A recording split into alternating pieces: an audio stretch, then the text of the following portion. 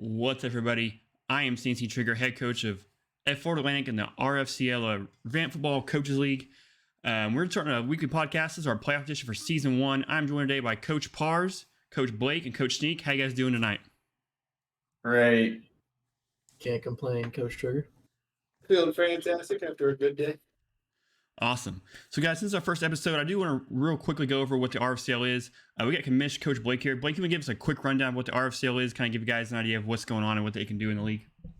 Absolutely. So the RFCL is a coach mode league. What that exactly means is our coaches, which consist of a head coach, an offensive coordinator, and a defensive coordinator, pick plays which are then ran by the AI in the game. We also have recruiting in our league. People who are not coaches are able to create recruits and go through a whole recruiting process. They're able to communicate with a coach, take visits, go through a commitment and signing day period. So it's a lot of fun. There's a lot more stuff than just that. I know that was just a brief explanation, but it's super fun to be involved with. It really is, guys. No, I've had a lot of fun. I'm sure Pars and Sneak will say the same thing. We do need more recruits. Pars, I know you've been ready for the day where coaches can only make recruits, right? I've been raving about the day where I don't have to recruit another coach. It's annoying. I just want actual players to come in and want to be a part of this league. Yeah, I think we all agree. And that's coming soon. How about you, Sneak? You agree with that as well? Oh, 1,000%. It worked out pretty great for you. Yeah, Marshall's been taking the hit on that, haven't they? You have no idea. And just in case I didn't mention everybody, so again, I'm a coach of Florida Atlantic. Pars is a coach of South Alabama. Blake is a head coach at USM, and then Sneak is a coach at Marshall. So we all coach a team. We've all had a blast in this league. It's season 1, and this is our playoff edition. So season just wrapped up, regular season. So first thing we want to do is go over the standings, so where everybody ended and how every season actually went. So we'll start with Coach Pars here. Pars, looking at the standings. Any surprises you saw? Anything you didn't expect? Anything you did expect to happen? And what were your overall thoughts? I said this earlier. 3 teams with positive point differential on the entire season after 7 games, and I just barely squeaked into that conversation. That to me is a bit wild, given the teams that we have and how even most of the teams are based off of overalls and whatnot. Obviously, Coastal 6-1 gave them their only loss, as South Alabama did. So I feel good about it. I feel like if you would have asked me in the beginning of the season, I would have had a couple changes, but this is where I thought everything would come together. How about you, Sneak? What really surprised me was we were on pace to have a big 3 to 4 way tie. But things obviously changed, and the standings are looking more balanced as we played in the regular season. So that's really the thing that surprised me. But definitely, not as surprising as seeing Coastal and Central Michigan up there in the top 2. I agreed. Blake, what do you think about the points scored? Did you expect more points, less points, or how did you think that ended up? How you thought it would end up? Going into this season, we didn't expect much. We thought we ended up dealt with a team that needed a lot of work, so we really didn't see much anything positive really happening this year. Now, pre-sliders, it looked like we were going to at least be a top, 4 or 5 team. But as far as it goes in points, I expected us to be low in that category. I figured we'd hit the recruiting show hard, so hopefully next year we can kind of be up more on that column. Yeah, so when you look at the standings, especially at the early season, and Pars, me and you had a classic battle game 1. I thought both those teams would end up fairly close in the standings, but obviously Florida Atlantic went one way and South Alabama went another. But it really kind of shows how close the league is, right? So you beat Florida Atlantic in overtime on a missed 2-point conversion, and you went on to almost win the league. Like Florida Atlantic and ourselves are down there very bottom. So it really shows how close the league is, and the balance is there too. So I think the league was pretty close, all top to bottom. What were your thoughts on that? I mean, even free sliders like me and you have literally always had legendary battles. It's true. Back in season 1 when this whole thing began. Not even RFCL, but the whole thing as a whole. When we started, me and you had some good battles and we talked about it. So I wasn't surprised that week 1 came down to the wire like that. I do think it was surprising just the way everything went after the sliders. I thought with George Weasley, the 5-star quarterback that we have, we'd be up there. But I also saw you guys creeping up as well. So that was surprising on the shift that we saw from both teams. Speaking of 5-star recruits, Sneak, what were your thoughts on the 5-star play of the 5 stars this year, and how do you think they performed? Do you think they performed better than you thought they would, or less, or what were your thoughts? I think after the adjustments were made, all the caliber players started, forming into where they needed to be. Because obviously before the adjustments, the 5 stars were playing like 2 stars. Let's be honest here. But I like the way that they're playing right now. It's more realistic. I went and benched a 5-star quarterback for sliders. Right. And Blake, so you had Kepler's a 3-star quarterback, correct? He is. What were your thoughts on his play pre-post sliders and his overall season? Did he exceed your expectations, or did he not come in where you thought he would? So pre-slider, I was actually satisfied with Kepler. He's an archetype of a scrambler, and he was able to utilize his legs, and he did that. He ran a lot more than he was throwing, but when he would throw, we wasn't expecting much out of that, but he was making passes here and there. He'd show glimpse, like early in the season, we had a deep bomb. He made a man miss, threw a deep bomb to Eddie Murphy for a touchdown, and would show glimpses of it. But post sliders, I think first game we came out, Kepler was actually throwing the ball well, and would scramble when he needed to. But as those that know and keep up with the league right now, Kepler is not playing the best post slider. So I don't really know what to think of it other than Kepler's going to have to put some work in, or he's getting replaced next season. I hear you. So Pars, you had Fred Weasley, correct? Or did you have George? You have George. Fred Weasley plays for CMU, I believe, correct? Yes, sir. So, what were your thoughts on Fred's play compared to Parker Howell, the 5-star at Western Michigan, and then the other Weasley at Central Michigan? How would you compare how they played? Fred is an alien compared to the other two people. Fred is probably the greatest quarterback in this league, other than Jordan Grant or Grayson McCall. But he just makes throws that are crazy looking. When you get to George, and he'll have those games, right? He'll have throws that you don't see anyone else make, but he'll also play like he didn't even play football before in his life. He'll just throw the ball into the dirt for no reason. And then Parker's had a hard season. He's more of a runner. He's a passer, if we're being honest. I don't think the receivers over there do him too much justice, and the way they run their offense. So just seeing everything, I mean, Fred is just a different animal. You can't ask for much more than Fred. George, he gets it done. I did math earlier. He's got a 63% completion for the year, and he has 1,200 yards through the air. So it's solid, man. So you can't really be upset. But Fred is a different animal. Yeah, so that's a lot about the quarterbacks. The best running back in the league, in my opinion, is Armstrong or Marshall. That's you, Coach Sneak. Now, we didn't have any big-time running backs in the first recruiting season. We do have one coming season 2, a couple of them, actually. What were your thoughts on a running game in the Coaches League, and how were you able to make it so successful with your running back Armstrong? Really, it was basically just testing the waters in game 1, just trying to figure out what exactly we could do with that Marshall running game.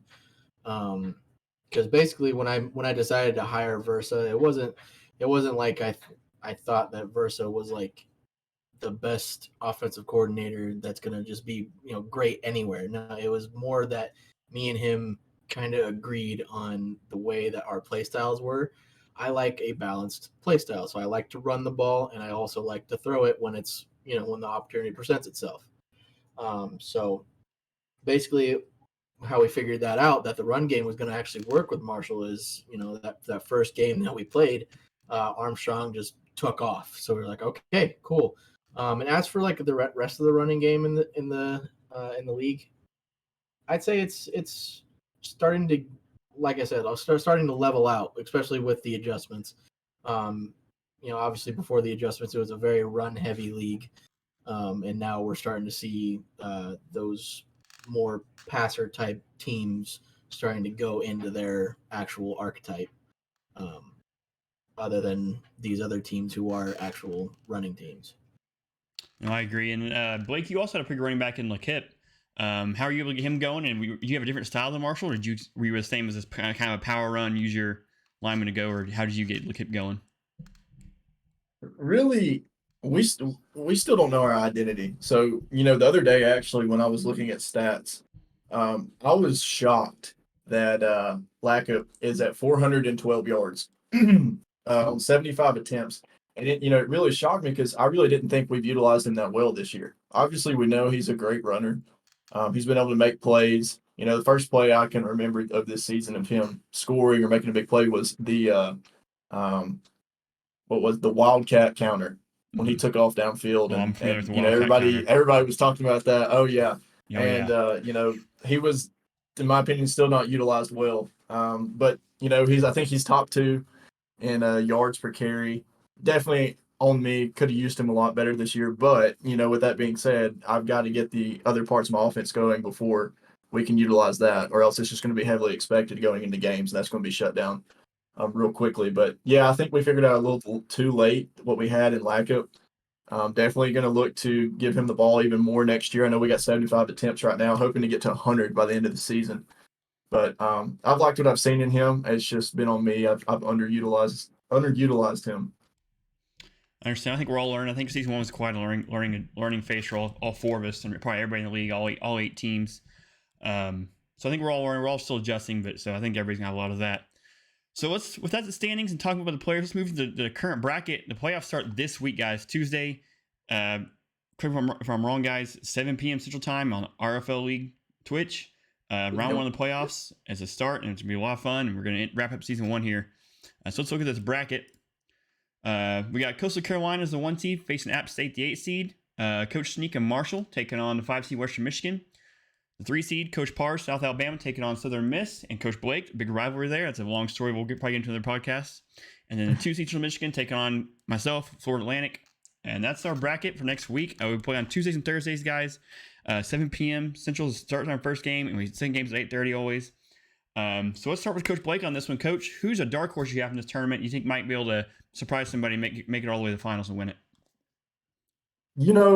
I'm not just saying this because you're in here, but obviously everyone's thinking the same as me. FAU, Come on now. a team that's figured out kind of their team and their identity towards the end of the year. A team that the beginning, even the middle of the season, was absolutely terrible, and everyone was thinking this team can never win a game, but absolutely just found something offensively towards the end of the season. Now, that's not to knock the defense. Your defensive coordinator, Vicey, is a hot topic right now because of, he barely allows any points a game. He somehow has some kind of scheme that no one can figure out where and I've even seen him run a 3-man front against run-heavy teams and still get stops. I don't understand it, but it's working.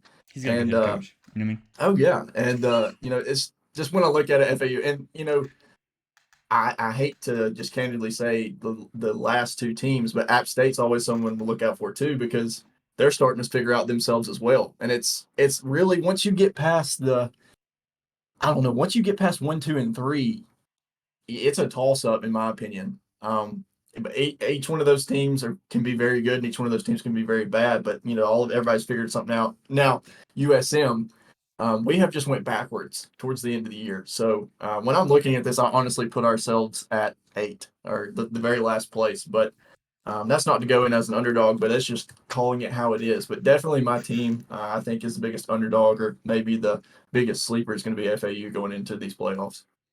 I appreciate that, and it's a long season, but the playoffs now, like the regular season, doesn't matter. All 8 teams made it in this season. The regular season meant nothing, and now it's basically a brand new season. So, Sneak, what do you see going into this? Who you have as a dark horse? I'm gonna have to agree with Coach Blake on this. FAU, they're figuring things out, and they look scary. Obviously, from my experience just this last week, losing in what was it? Was it double overtime or just I think it was just single overtime?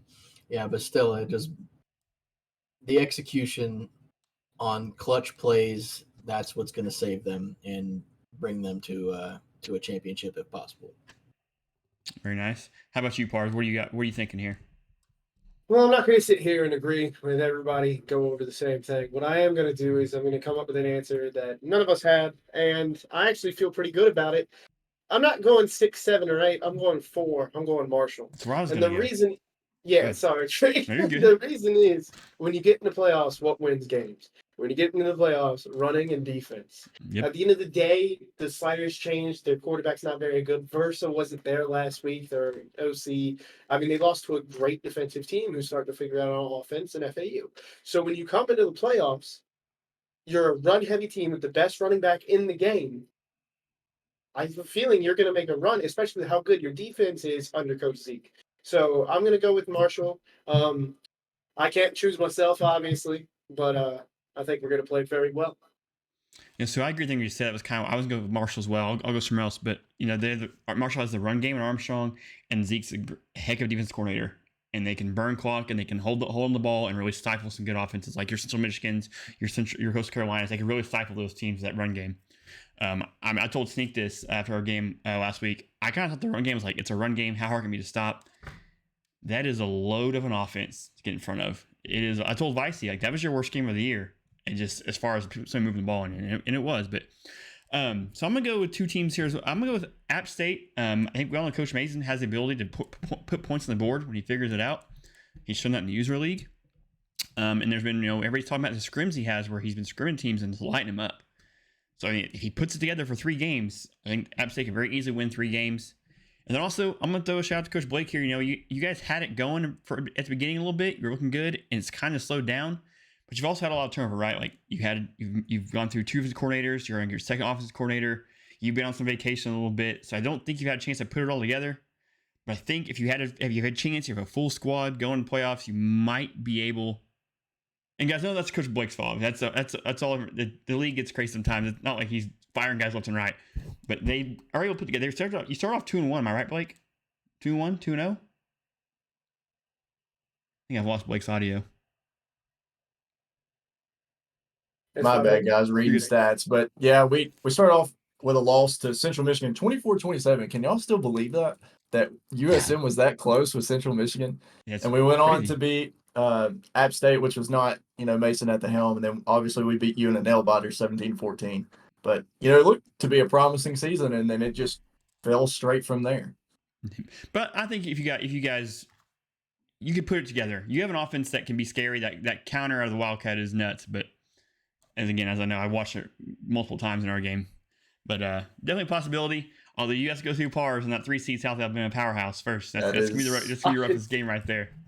I've been shaking my head no and laughing this entire time. So it looks bad on camera. Look, coming off giving up 41 points and you're playing a team in South Alabama who's offensively pretty good, and us not being able to put up any points, it's looking to be one of the highest spreads ever in the Rfcl history for that round 1 matchup. But we're gonna have some tricks up our sleeve. Don't worry. It'll be a lot of fun. All right, so now we go over dark horses. Let's go over predictions.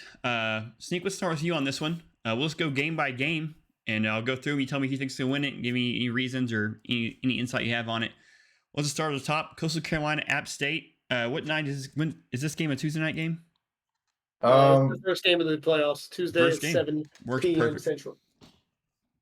Sneak, what are your thoughts on that first game, and who you got winning it?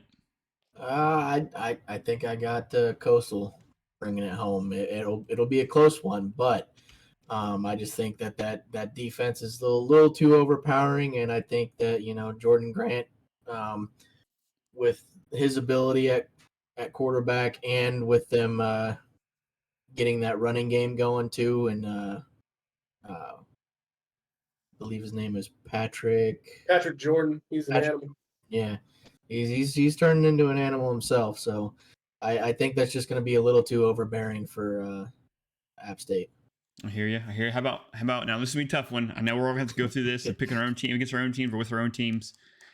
Do the best you can to be modest and unbiased. But Marshall, Western Michigan, who you got? Sneak? I feel like, and this is not me being biased at all, I feel like Marshall can pull it off again. I agree with that. I don't agree by it. I can see Marshall winning that game. That wouldn't mean upset or anything.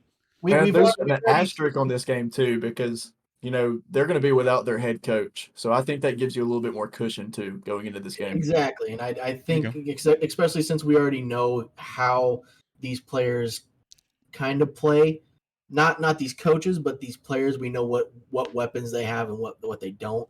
I think that's going to be an easy thing for us, especially since that was the first game of the season. That was the first win of the season. So Versa and Zeke, they pretty much already know the talent that WMU has. Okay. On the next game, you got to make somebody mad here. You got to piss somebody off. South Alabama, Southern Miss. You got winning that game. I think the Weasley's going to do it. Sorry, Coach Blake, but I think South Alabama's gonna squeak it out. I don't think it's gonna be an absolute blowout. It's gonna be a good game, great rivalry. Obviously first game of the playoffs for these two, or first round of the playoffs, I guess. Can't ask for a better matchup right there. Well, I'm actually getting some breaking news right now. Sneak, you've just been banned from the Discord by Coach Blake, so I don't know how it's going to go. But and then last game of the first round, Central Michigan, Florida Atlantic. Who you got, Sneak? I think FAU is going to pull it off. Let's go, huh? Oh, now somebody clip that real quick. Yeah, wait a minute. Now. We're going to have to post this later. Obviously with Vicey, with being such a great defensive coordinator, I think on it, didn't you guys actually play them pretty well on the defensive side? They won 21-7, but their first 7 points were a scoop and score of 80 yards. Yeah, and that's pretty freaking good, in my opinion. Yeah, and especially with you guys knowing how to, you're getting your offense moving now. I don't see any problems. I mean, it's not going to be like a blowout, like I said, for the USM South Alabama game. It's going to be a really close game, but I think you guys squeak it out. I like it. All right, so let's go to the second round now. Semifinals, Coastal Carolina. Again, do the best you can. Versus Marshall, who you got here?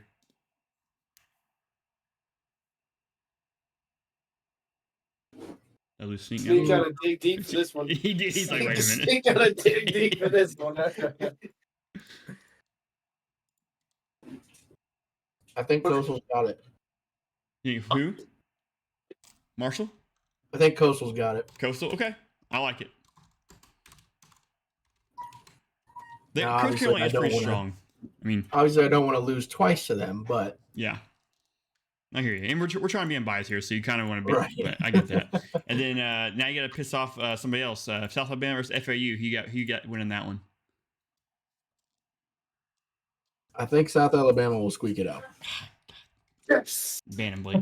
Get him out of here. No, it's all right. I got good information on FAU, so I feel good about that.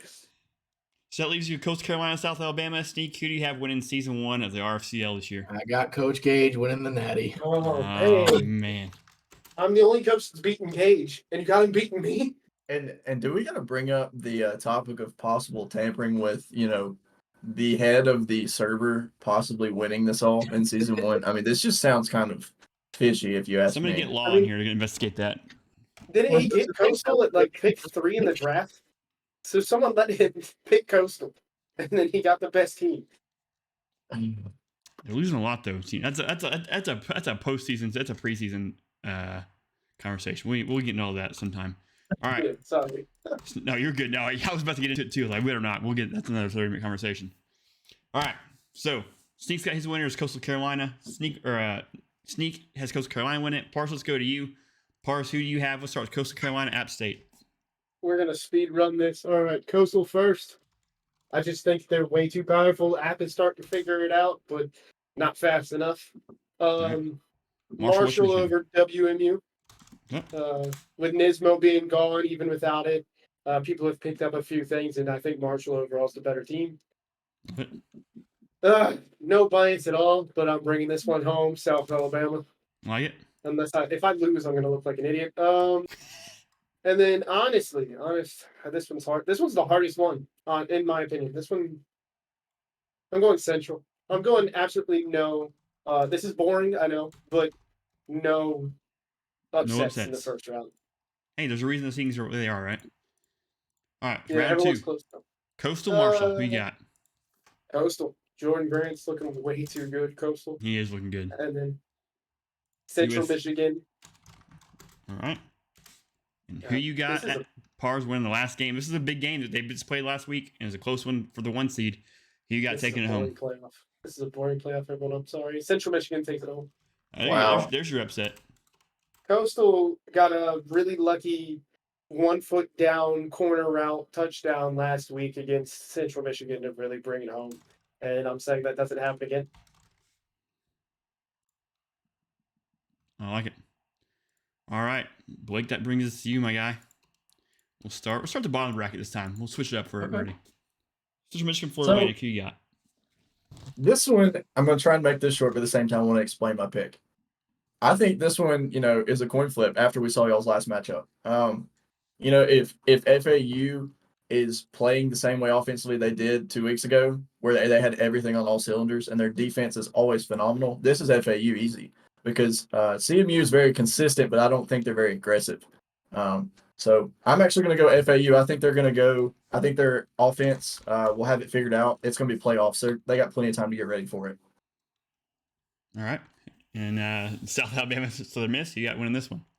I'm going to be honest. I'm going South. That hurts to say, but I'll be upfront and Mississippi or honest Alabama? about it. South Alabama. I know. That's what- But we can't figure out anything right now, offensively or defensively. We really had to try and fix this. Looking forward to next season, and on the recruiting board. But anyways, the next matchup, Marshall, and that is Western Michigan, right? Yes, sir. This one's hard because you have a very consistent run game, Marshall, but you also have Western Michigan that's got some star power at Howell, and it doesn't take rocket scientists to be able to use Howell. Sneak, I'm sorry, but I'm going WMU. I don't think it's because of the coach's play. I think it's just for the simple fact that Howell, when warmed up, is unstoppable. And Marshall, when Armstrong is cooking, is able to do some play action in there and just take everybody by surprise. But I think, and this is a big if they can get Howell warmed up, I think Howell will take over the game.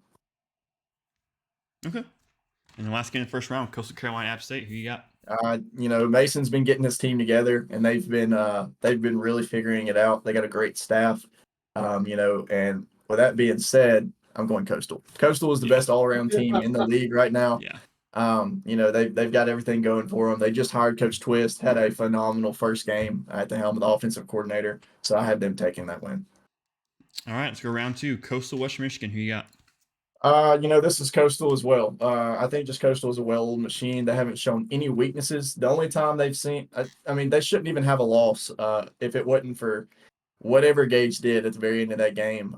In my opinion, throwing it. He did. But- He did do it. Right. And I think they should be an undefeated team. And I'm really starting to regret my WMU over Marshall, but that's the big if. I think Marshall is the more complete, the more steady team, but Howell can take over games. So that's just if Howell gets warmed up. It's locked in. I'm not changing it. You pick Western Michigan. You live with those consequences now. All right. USA FAU rematch of week 1. One of the first games that we ever had in the RFCL. Who you got winning this one? I've actually got FAU winning this game. Yeah. Number one defense, and with a offense that is figured out, they're going to win that game. All right, I'll take a prediction in finals. And then Coastal FAU, who you got winning the whole thing this season 1, Blake? I just think Coastal's too good. I really do. Coastal's winning this one. They're going to win. But I think this is the last championship Coastal wins for 3 years. I'm going to go ahead and put that out there. I think they weren't able to get a recruiting class that they wanted. I think they actually got the right pieces that they wanted, but weren't able to bring in some stars. But I want to point something out.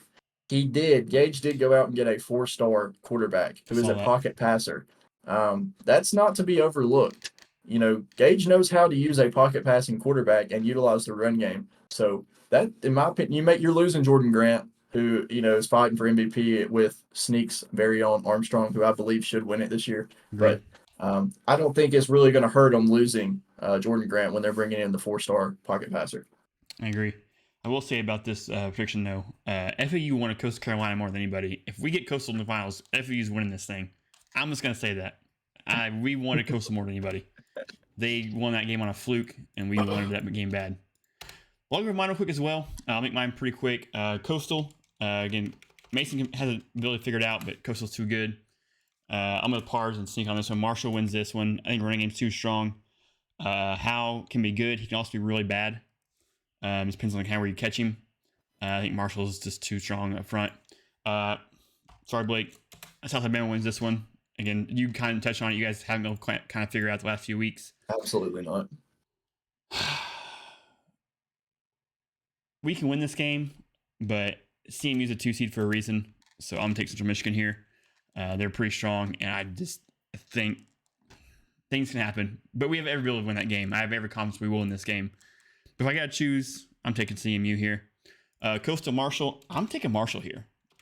Ooh. I think Oh, that run game in the playoffs is going to be something to deal with, and I think Coastal's going to struggle with it. And I think Marshall gets the win here. And then I have CMU winning against USA. Again, they've been so consistent all year.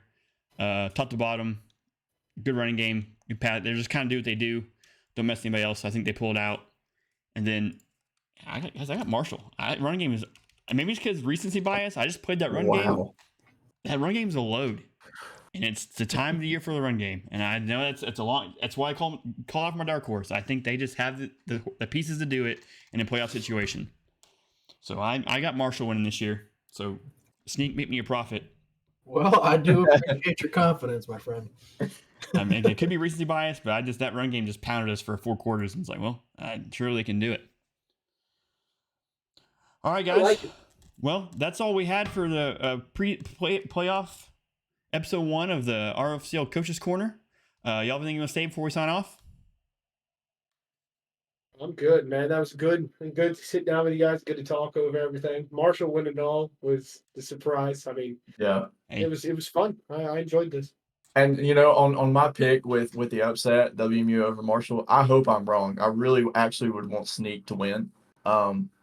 I kind of regret making that pick now, but I think I want Sneak to have a chip on his shoulder. I think that's when Sneak plays his best. So I think that's going to be a team to watch out. It's Marshall. But anyways, Trigger.